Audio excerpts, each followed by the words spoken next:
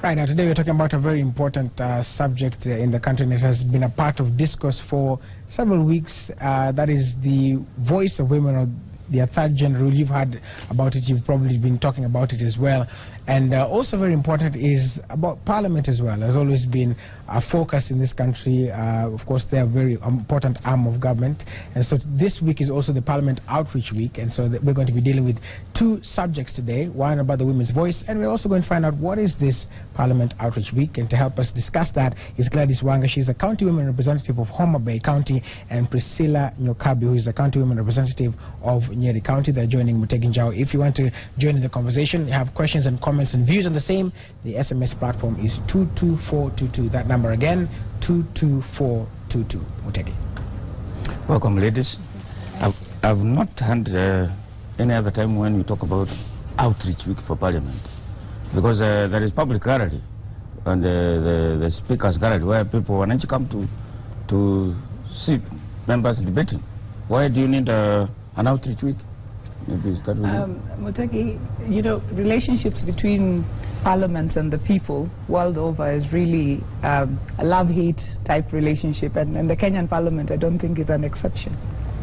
So the 11th Parliament, the Parliamentary Service Commission of the 11th Parliament, decided that it was an important thing to not just, you know, apart from just having galleries where people come and sit and watch debate, to engage the public a little more. And this is what gave rise to the Parliament Outreach Week, one which we are having this week. And I think it's really an important week as far as getting Parliament and opening up Parliament to the people is concerned, and also demystifying Parliament, members of Parliament, their roles.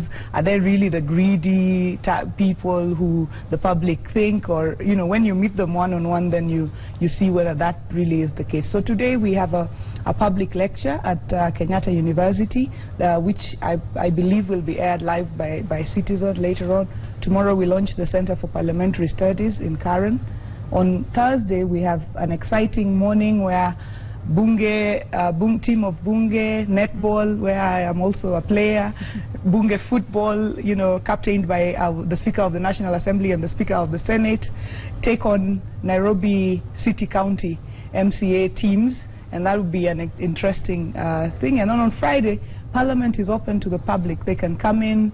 You know, they can walk into the chamber itself, not just the gallery. They can walk into the chamber. They will be taken through what goes on in Parliament. There'll be many exhibitions, you know, showing the various departments in Parliament. And when I say Parliament, I mean the National Assembly and the Senate, you know, what really goes on. And we hope that these efforts can help us in putting out the true Parliament, you know, to our people. That's kind of fair, but you said there is a lecture. There is a lecture at Kenyatta University. Why Kenyatta, and what kind of a lecture? The public lecture. This is the second year running that we are having the Parliament Week. Last year we had one, and we held the public lecture at the University of Nairobi. So this year we are taking it to Kenyatta University, just because, you know, we can't have it in one university alone. And the public lecture today is looking at public governance. I mean, connecting Parliament to the people and the issues of public governance and public participation specifically. We have both the Speaker of the National Assembly and the Speaker of the Senate as discussants, engaging with students on the issue particularly of public participation, which has really been brought out in this current constitution. Do you think this outreach is going to change or even improve or change the perception of the public towards members of Parliament? I think it's a good step forward, but we need to do more. What our institutions are suffering is lack of confidence. A country doesn't have two parliaments. We don't have two national assemblies. So returning confidence to the institutions of governance is important, and this is one step. Opening up the house so people don't think that there is money that moves around the corridors, and people don't think that a lot of the rumors that go on are live. But I think that the Parliamentary Service Commission, I support these steps and I support these engagements, but I think issues like the Parliamentary Ombudsman, issues like the debate, the quality of debate that we have on the floor, are things that we have to continuously work on until Parliament can get the confidence that the public should have on it. But the members of parliament have rejected that suggestion by the speaker that we should have a parliamentary ombudsman. It's a debate that the matter is on the table is a good thing, because in the former years it wouldn't even be on the table. That the matter is on the table and is gaining both supporters and non-supporters. I think eventually the key question is integrity of the parliament and integrity of parliamentarians. And I can tell you, Mutegi, it feels very bad that you have a house of 349 members which is defamed in total. Individuals can be corrupt. A house of 349 cannot be corrupt. A lot of us are members of parliament who have never taken anything from anybody. So you can imagine how it feels when the public sees you here, you are mheshimiwa, hawa ni wale wezi wa Kenya. This is really an unfair accusation. So we have to go into the details of unpacking that. Until if a few individuals are corrupt, then those individuals should be punished by law, but not the House and not the entire membership. 349 in the National Assembly, 67 in the Senate, because these institutions are important. But you're a member of Jubilee, the party that the other day conducted themselves in a very dishonorable manner in passing a bill in Parliament in a most chaotic manner, which the Speaker supported. Yeah, you know, there are also incidents. Incidents are not policy. But why should that happen? I mean, we are individuals, we are human beings, so once in a while things get out of hand. But the move with this parliamentary week is really to make sure, you know, this is also the first house after the new constitution. Yes. So we have to set new procedures, a bicameral parliament, and so it will take time and incidents will happen. But I think let's not read too much into the incidents, let's go with policy. We are on the right move as far as policies are concerned. What is your view about that ombudsman yourself? I'm or your party? Well, there's really not yet a party position on this matter, because it is just in its preliminary stages of debate. But I was part of the leadership retreat that was discussing the issue of the ombudsman, which is an important aspect, because we have to debate who watches the watchdog. Because we are the watchdog, but who really watches and sees when there are slip outs and so on and so forth. So I think I'm a supporter of the ombudsman, but I think it shouldn't be seen as if members of parliament are resisting it. I think it just came out, and when a new idea comes up, there's usually, you know, a push and pull around it. But the good thing is that even the leadership retreat said, let this be put to the Powers and Privileges Committee, so that it is looked at, and then a solution is found around how do we look at the Code of Conduct for Parliament, and how is it best enforced, and is the ombudsman, you know, a good idea. And I think with those debates, I think finally we'll come to a good middle ground. But the question that must be answered is, who watches the watchdog? I think no member of parliament can run away from that question, which is now a question that's arising a lot from the public. What is envisaged? What kind of people will be the ombudsman? Is it the member of parliament? Is it staff? Is it police? Is it intelligence? Who is it? Who will be the watchdog? I think these are the issues that are being discussed now. I mean, who can effectively play an ombudsman role for members of parliament who are elected, you know, by people across this country, and who have constitutional power to represent and speak on behalf of their people. So I think that is the question that's still on debate. Nobody really knows whether it will be a policeman or NIS or a committee of parliament, but those are the critical issues, Mutegi, that we must now put on the table and discuss. But in principle, I think it is an agreeable concept, but now in practice we need to see what will be effective, because you can also create the office of an ombudsman and hire somebody to come and sit there, but if it doesn't have goodwill and support, then it will not be effective. So it will just be PR, and that will not be a good thing. One of the reasons why, what's her name, the cabinet, the principal secretary who wanted to be promoted, Monica Juma, she was rejected by parliament just because she was doing a job, trying to stop what we are trying to say now, that she was claiming that members of parliament used to go to her, ask for some things which could not be provided for, and of course with claims of kind of corruption and money.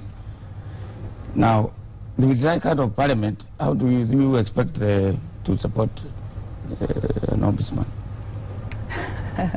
Yeah, I think an ombudsman and Monica Juma's issue, I think that they're a bit separate, because if you look at Monica Juma's issue, I mean, I supported Monica Juma because I believe you know, women should get opportunities to advance, you know, to be in positions and to have senior positions as well. But the issues that were being raised then by the members of parliament were issues of when you sit in an office such as that of PS for Interior, then I think you must be open to issues, you know, to when members bring you issues. For example, if people fought in my backyard and people killed each other, I must have a place where I go and present the issues, you know, and I want action to be taken. But when you write a letter to members of parliament, I didn't support that action of writing a letter and saying my office is not a political bureau. I mean, nobody said it's a political bureau, but really you must expect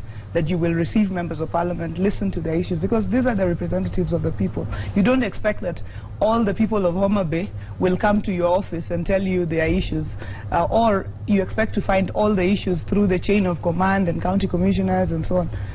Those people are not elected to represent the people. They are appointed and they do their job, but when representatives come, really, you must give them an ear, and I think that's what members of parliament were speaking to. But the issue of the ombudsman is the greater issue of ensuring integrity in parliament, and like my colleague Nyokabi said, we don't want a whole house condemned. We don't want the institution of parliament condemned. We want individuals to take responsibility. We are not saying there's no corruption in parliament, there probably is, but we want individuals to take responsibility for their actions. We don't want to en masse condemnation, and so all of us are walking with our heads bowed down, yet many members are doing a very good job. Actually, I would also jump in onto that issue of Monica Juma. When issues like those come, which have huge national interest, there must be somebody who can look at the nitty-gritty. There was a claim that members of parliament asked for money from the PSS secretary. It shouldn't be left to pass. That is a matter that we should look into, because there is no reason why members of parliament should go and ask executive offices for money. But what we have as a country is, because of that and those incidences, we erode the capacity of an institution. So the ombudsman would have quickly jumped in. If Honorable X is mentioned, Honorable Y is mentioned, Honorable D is mentioned, go and check the facts and go and really verify whether there was corruption or not, so that a matter is properly closed. We are glossing over too much of the issues. And Mutegi, it is very bad for a country to lose confidence in its judiciary, to lose confidence in its legislature, to lose confidence in its executive, because those are the organs of managing a country. But it looks like, to me, as if corruption and misdeeds are institutionalized in parliament, particularly in committee level. Anything you hear some mention of something, some PS or some department is mentioned, a committee goes quickly, seizing to go and investigate. That committee has not done any studies. No study has been done before they summoned them. So, for instance, the Senate is the recent example. The Senate purporting that they are investigating the fallout, the collapse of Kenyawis.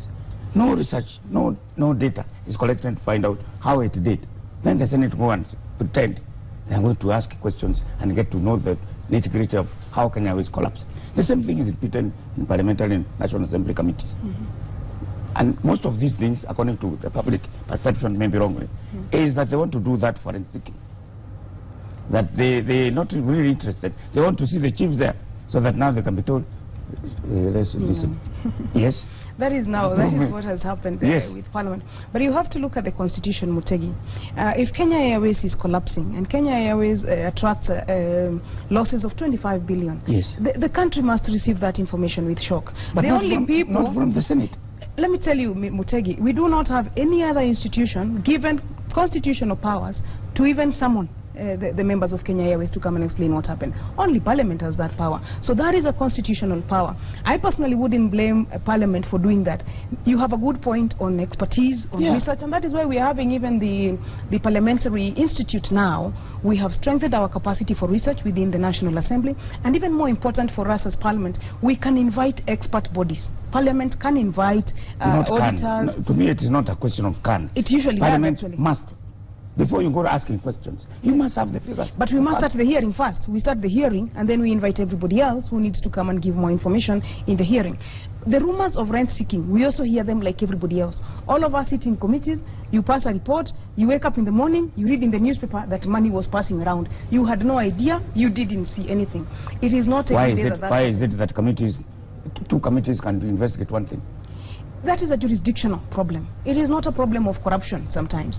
And that is why we want to isolate matters of integrity, so that we are left with now the other issues. Because constitutions also have jurisdictional conflicts, like the one that happened with the Standard Gauge Railway. Yes. The Transport Committee would rightfully say that this matter belongs to us.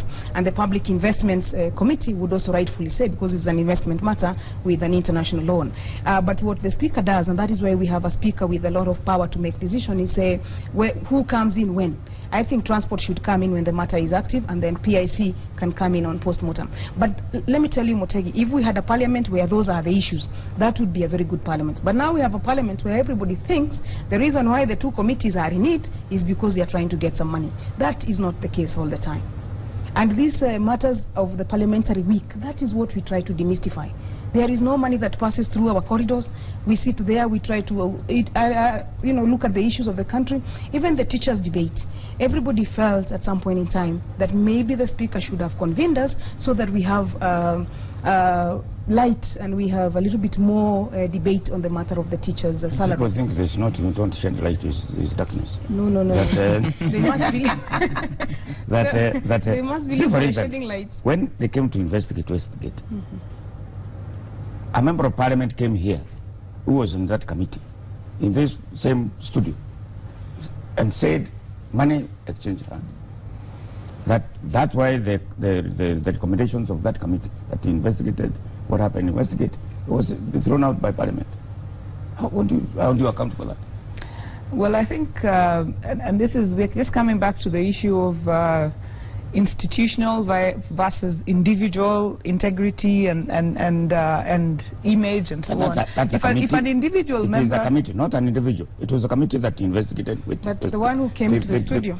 Yeah, if an individual member of Parliament comes here and alleges that money exchanged hands in their committee, then that individual member of Parliament needs to be followed up so that he can give full information. And you remember, even we had the Public Accounts Committee issue, and when the members said, oh, there are bribes that have been taken, now they were called to the Powers and Privileges Committee, and they were told, okay, now say about the money. And nobody really was able to now give evidence that really there was money exchanging hands and there were bribes that had been given. So a lot of times people just speak. Maybe there are truths to it, we don't know. But every time you try to investigate, like the Privileges Committee did investigate PAC, you find that there is no evidence to put on the table around these issues of rent seeking. But on the issue of jurisdictions of committees, one of the key issues that has been discussed... Are you saying that Public Account Committee people, there were no exchange? No money, nothing. There was no evidence. I mean, maybe there was money, but when now they were called to provide evidence to the committee as to where really is the evidence of this money having exchanged hands and so on, even evidence that you can go and give to the Ethics and Anti-Corruption Commission to investigate and bring these people to book, then you found that there was more hot air than there was evidence. And I think we have institutions, and if anybody has information around a member of Parliament that is corrupt or that has been given money, or a committee, I think they're free to take that to the Ethics and Anti-Corruption Commission or write to the Speaker so that it's investigated by the Powers and Privileges Committee. But I think usually you find that there is more hot air than really substance. And because people want to believe that Parliament is corrupt and so on, then they take it for what it is, but usually it isn't. And the issue of jurisdictions, I think there's a big discussion now among the leadership around which committee does what, and it's going to be put in the standing orders while it's being reviewed. I think that's one of the resolutions that has been There's a viewer who has said, he says here, on the fundamental issue of conflict of interest, may I ask the parliamentarians if they believe, as a matter of philosophy, that parliamentarians should handle a matter they have invested, conflict of interest, or you have invested interest in, such as their salary or the qualifications of people who are going to run for parliament. Joseph Wanga. I think that on conflict of interest, our own standing orders are very clear on the matter. If there is an issue in which you have interest, you must declare. And they are very, very punitive measures for members who don't do that. So within the parliamentary structures and matters and discussions, conflict of interest is taken care of. But then there is now the wider general issue. The same parliament must pass law. The Committee of Justice and Legal Affairs, for instance, now is looking at electoral reforms. And the reason why we're looking at electoral reforms is what we have seen in the county assemblies, for example. The mismatch between the governors and the county assembly members means that there needs to be something to bridge that gap. And sometimes education is one of the very big criteria that we thought about, and the IEBC also proposes the same, that there be some education criteria for members who contest within the assembly and also the National Assembly. So the fact that we are discussing that matter doesn't mean that we're in conflict of interest, because we are also the national body vested with the capacity and power to discuss the issue. What about MPs passing their own pensions? That has been taken care of on the terms. If you look at the constitution now, if we pass any salary increments, they wouldn't be applicable in this parliament. They would be applicable in the next parliament.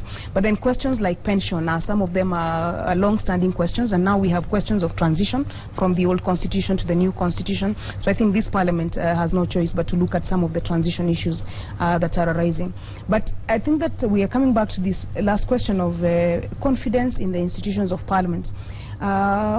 Once people trust their institutions, you know, now there is absolute mistrust.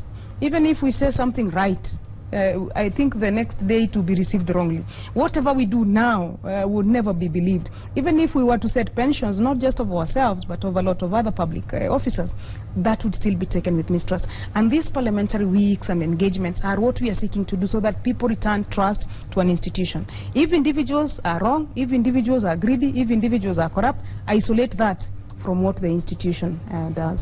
But this, I think I wanted to make a small addition on the issue of Parliament setting its own salaries, and I think the Constitution took care of that conclusively, because if you look at Article 230 of the Constitution, the SRC is given the power to set and regularly review salaries and benefits, remuneration and benefits of state officers where members of Parliament fall, including pensions. I mean, really, anything that's a benefit to members of Parliament is included in what SRC said. So if SRC says that pensions of members of Parliament will be managed by our Pensions Act, so I think that members of the public should no longer fear the issue of salaries and so on. That has been conclusively taken care of by the Constitution. And I think also what the public doesn't know is how far SRC pushes Parliament. In fact, in Parliament, one of our biggest nightmares actually is SRC. They've really pushed us to a corner. I have a lot of credit myself to Sarah Serem and the work that women in commissions have done. She's pushed us to corners that I think the public wouldn't even know. There's this issue of the two-thirds bar, and the matter is still pending in Parliament. Where are we now? What is the hope that this will? I think it was put to a Yes, it is part of the bills that were extended. So what's the chance that we are going to have that happen? Luckily, as we speak now, we do have the Duale bill, as we call it, which is really the government bill on the two-thirds matter, opening up Article 97 and 98 to at least make sure that the National Assembly and Senate are fully compliant. The Constitution requires all bodies to be compliant, but governors' levels and speakers' levels might take time. But National Assembly and Senate, if we open 97 and 98, those ones will become fully compliant. So that is what the bill says. gives the period of affirmative action as 20 years, requires those who sit on affirmative action seats to only do that for 2 terms, so that you have more women leaders and more youth leaders and more persons with disability leaders being processed through that affirmative action platform. It has quite some support within the membership of Parliament. KEWOPA, the Kenya Women Parliamentary Association, which is 86 members, fully backs that proposal, and then we are increasingly reaching out to the male members of Parliament to support this move. A Parliament with men and women and a good gender balance is really a good Parliament. We women feel that some of the mistakes that we are discussing here are largely male. I personally would say the male have a stronger corruption gene than the women. So I think the more women we have, the better for Parliament, the better for the country. We have more women deal with social issues better. Women are going to put their pulse on children. Women are going to put their pulse on really what is going to move Kenya forward. But we're not saying we take all the seats. We are saying we get our rightful share. The men get the share that belongs to them in the Constitution, and the women get the share that belongs to them. And that is why this law is important. We are now thoroughly outnumbered, so that laws like domestic violence, laws like the Marriage Act, laws that even this 2/3 law, the reason it is suffering is because the numbers of women are really far too low in the assembly. Are you happy with the, apart from Parliament and the county assemblies, the executive? Are you happy that the executive is complying? Yeah, well, I think the executive, there has been an effort to comply. So we are grateful that there are quite a number of women in cabinet and in these other positions that, and they are holding substantive positions. I think that we are grateful for, but they haven't reached there yet, actually. If you look at even the number of women in the cabinet, it's not yet the 33% that is required as the 2/3. So I think a lot more work needs to be done. We are disappointed when women like Grace Kaindi are shoved off and not replaced by other women. I mean, those kinds of things disappoint us as women leadership, and I think we've spoken to that. But by and large, there has been an effort to try, but I think it can actually be better than it is. And we have facts and figures about, for instance, county commissioners, the police chiefs in the counties, the people who represent the national government in the county. Is that achieved? I don't think so. I don't have the facts, the hard facts at my fingertips right now, but I do not think that it has been achieved. And why cannot be? We have so it should be. Yeah. It really, I mean, really, honestly, Mutegi, it should be. There is no reason why it shouldn't be achieved, particularly in appointed positions. I think you're right in bringing us to the appointed positions, because we have been concentrating a lot more to the elective, positions and representative bodies more than the appointed positions. I think we have even more opportunity within the appointed positions. I think there's a lot more. If you, for instance, look at Kenyan chiefs in the villages, how many women are chiefs compared to how many men are chiefs? Yeah, that must be. There are some counties, for instance, there are some communities, for instance, who, because of tradition and culture, they will not accept a chief woman. So, but that is why the 2/3 law was very important. If we were waiting for culture to evolve, we would have waited 100 years. So the law decided to take this matter into its own hands and to push the society to a faster evolvement. And so historically, I think, like for the security forces, because we haven't had women joining the security at higher ranks, that's posing a challenge, but there is no excuse. And Mutegi, the rightful share for women is 50%. This 2/3 is a bargain, is a constitutional bargain and a constitutional minimum.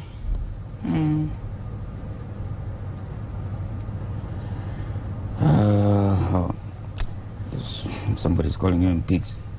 I wouldn't call you that.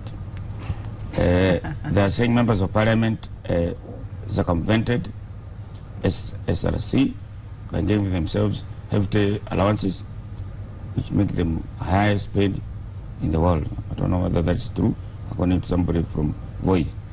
Well, the honorable members of Parliament are being insincere when talking about SRC setting their wages. We all know the resistant and blatantly threatened to disband SRC. We are watching. Yes.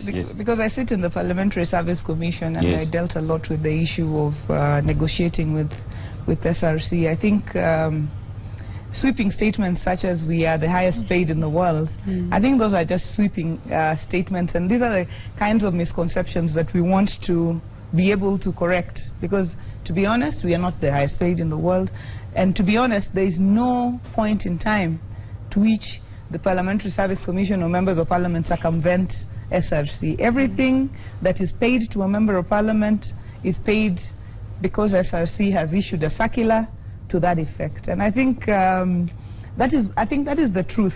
Maybe the members of the public will not believe us because of the there was agitation among members of Parliament to negotiate because their salaries from the last Parliament had actually been reduced in comparison to what was being earned right now. But I think the notion that has been created that members of Parliament are insensitive to the plight of the rest of Kenyans, I think it's not really true, because when you look at every individual member of Parliament, they spend a lot of time and effort working very hard in their constituencies. In fact, I think any of the monies that they earn go more to their constituents, Harambes, school fees, hospital bills, funeral bills.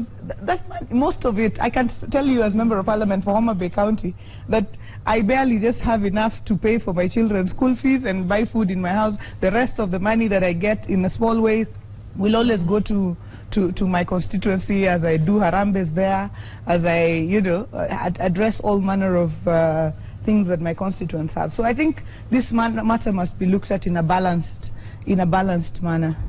What do you say about the ruling by the court that CDF is unconstitutional? You as members of Parliament, CDF is unconstitutional, it should not be there. I think that the ruling wasn't just on the unconstitutionality. What the court actually ordered is that you go and look at the CDF Act and make it comply with the Constitution. Some aspects of it were found okay, but some aspects were not okay. And so the effort in Parliament right now is to make the CDF accord to the constitutional guidelines and constitutional limits. But Mutegi, on the matter of CDF, I think Kenyans and here in Africa, we have to be alive to our level of development. For as long as a member of Parliament is thought of as an agent of development, then for some time we are going to need funds like CDF for the member of Parliament to do that role. In Kenya here, if you tell our people that you are passing laws in the National Assembly and that is all you do, they will fire you the following day, because what they want is the bridge repaired, they want the classrooms done, they want the health centers working, they want water in their homes, they want electricity in their homes, and so a member of Parliament has no choice but to get involved with how those aspects of development get to our expanse of the country. And executive alone can't do this work. What members of Parliament must be allowed to do is point out where levels of development are challenging. And so we are hoping that our judges interpret the Constitution in a way that it is a living document. A Constitution is also not a textbook. You can't just wake up and say you sit there and make law. How do we make law when the people are hungry? We must make law, and we must be involved in looking at the issues of hunger. So we are hoping that the new bill will now accord to the constitutional dictates. Somebody has asked a question of yourself. Some of it is in the audio, but I can't read that. Without due respect to you, explain the people of Homabay the theatrics behind the ailing Homabay Women's Circle, and then told the story of Jigamani, Peter Ondoyo from Homabay town. I don't know about the ailing Homabay Women's Circle, because what I know is that we have a Homabay County Women's Circle that is doing very well. Actually, we have up to 3,000 members currently. We have issued loans of up to 6 million shillings to women. We are still continuing to register members and still to issue loans. So I think one of the best things that have happened to the women of Homabay County is the Homabay County Women's Circle, where they can save and they can borrow effectively. And I asked Peter to go to the Homabay County Women's Circle office in Homabay town, and the facts are very clear. We have procured software, and now there is a system that's up and running. Members can get their statements. So I urge him to just go to know about the Jigas. I'm not quite sure. Fund for Jigas. fund for jiggers. I'm not quite sure what that is about. Yeah. We are concluding. Maybe you may want to make an appeal about the week. Yes, the week and also the 2/3 gender law. Yes, yes. I think for the week we invite Kenyans to interact with Parliament and to really learn what Parliament is about. But on the 2/3 gender law, we are also asking for a lot of support from Kenyans to ask their members of Parliament to pass this law. It is important. A country must have both men and women in its leadership. Yeah, and I think I just want to invite Kenyans to come and interact with Parliament and members of Parliament during this week. On Friday, Parliament is open. Please come in, walk in. It's your day to see Parliament and to meet with your members of Parliament as well. So on the 2/3 gender law, really, I think just like President Obama said, you know, playing with half your team on reserve really is not a good idea. So we really want Kenyans to let women get involved fully in the development of this country.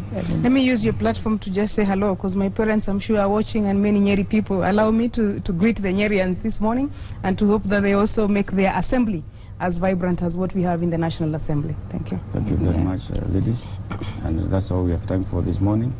We'll go to the one-man guitar who is going to